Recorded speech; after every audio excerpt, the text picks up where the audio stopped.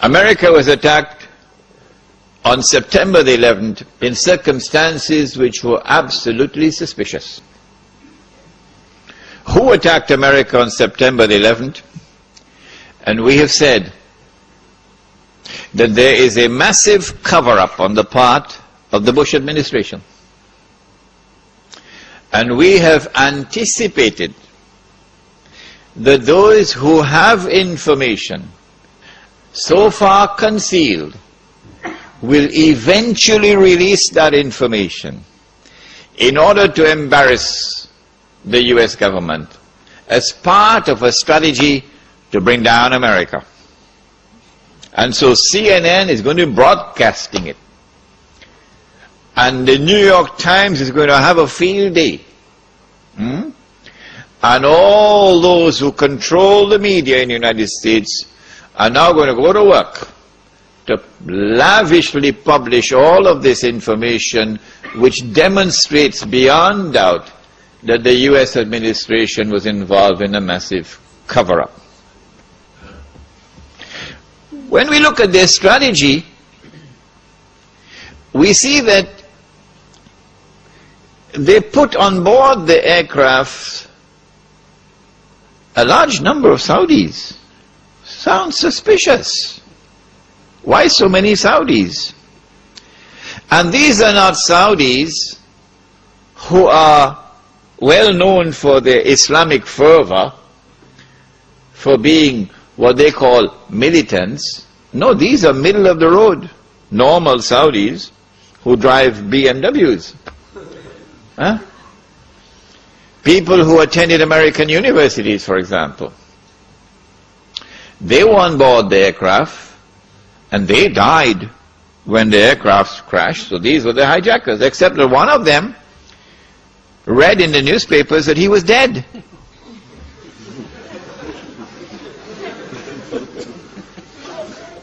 So he went to the Saudi government and he said to the Saudi government, "It seems to me as though I'm alive."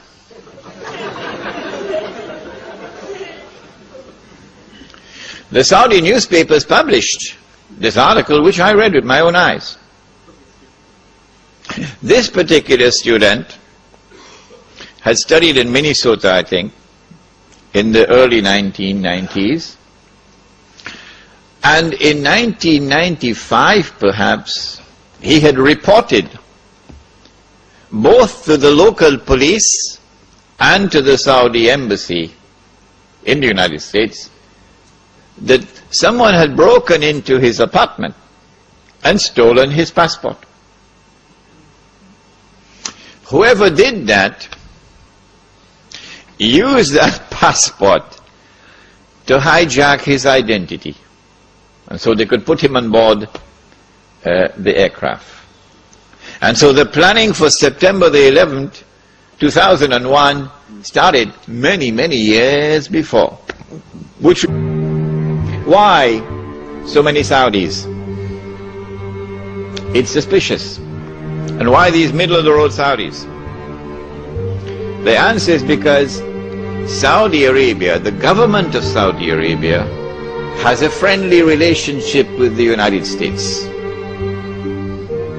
In fact,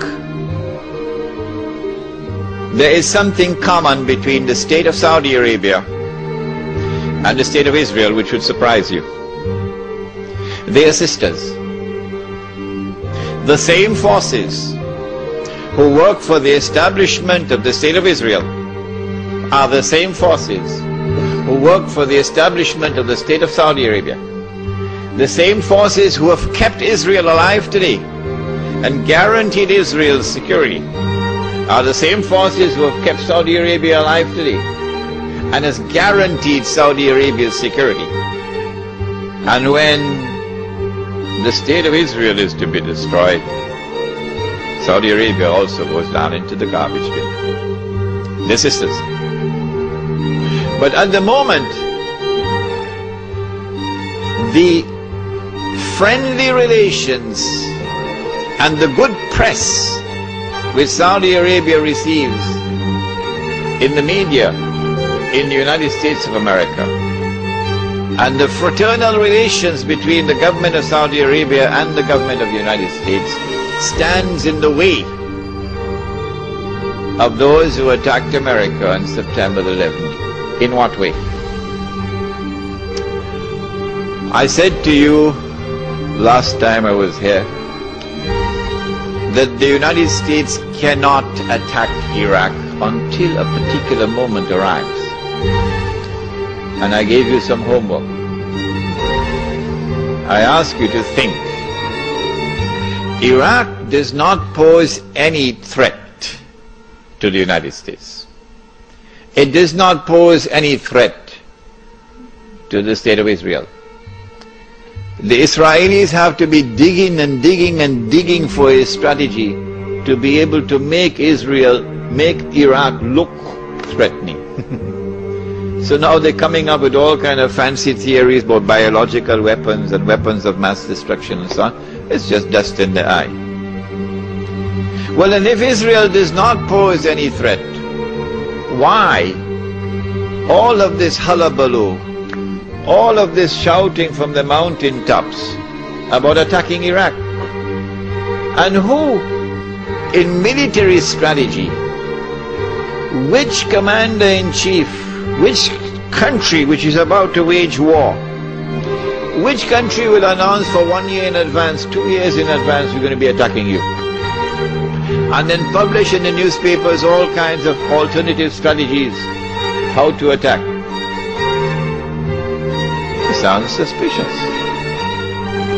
حمد أهنيك بتوليك رئاسة القمة، وبهذه المناسبة أقول لأخي عبد الله يعني 6 سنوات وأنت هارب وخايف من المواجهة، ما تخاف، بس نقول لك بعد 6 سنوات ثبت انك انت الكذب وراك والقبر قدامك، وانت هو اللي صنعتك بريطانيا وحاميتك امريكا. يا اخ معمر فيه رؤساء يتكلمون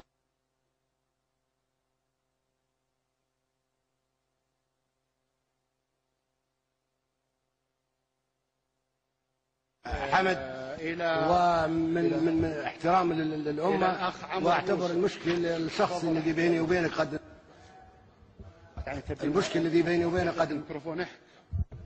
وأنا مستعد لزيارتك وأنك أنت تزورني. يا أخ معمر رجاء نقطة نظام.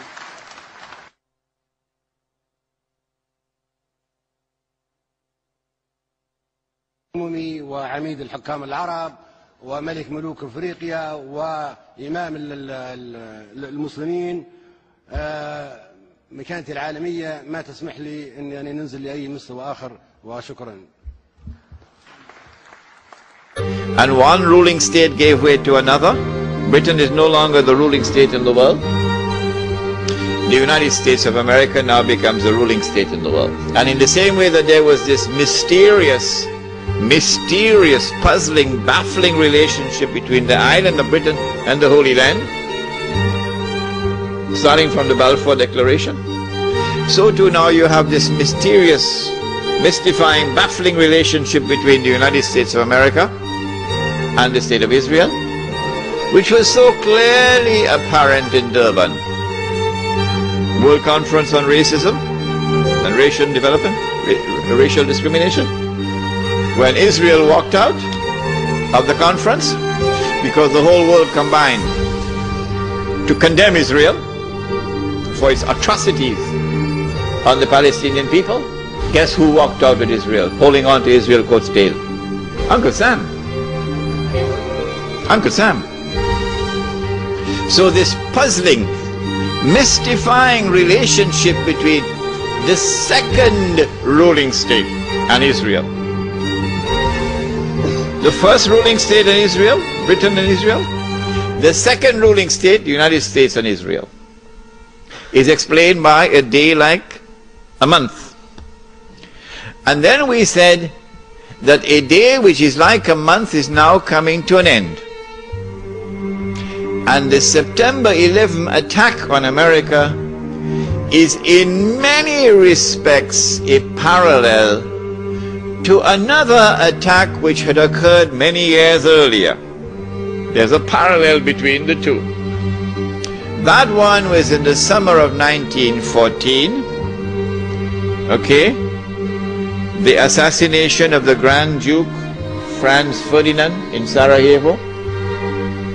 And that attack, that act of terrorism, launched the First World War, the big war. Similarly, September the 11th, the same forces at work in the summer of 1914 are the same forces now at work, September the 11th.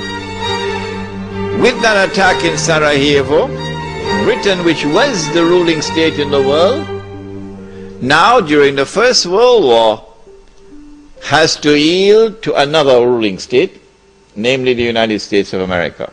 If you don't understand, go and read your history.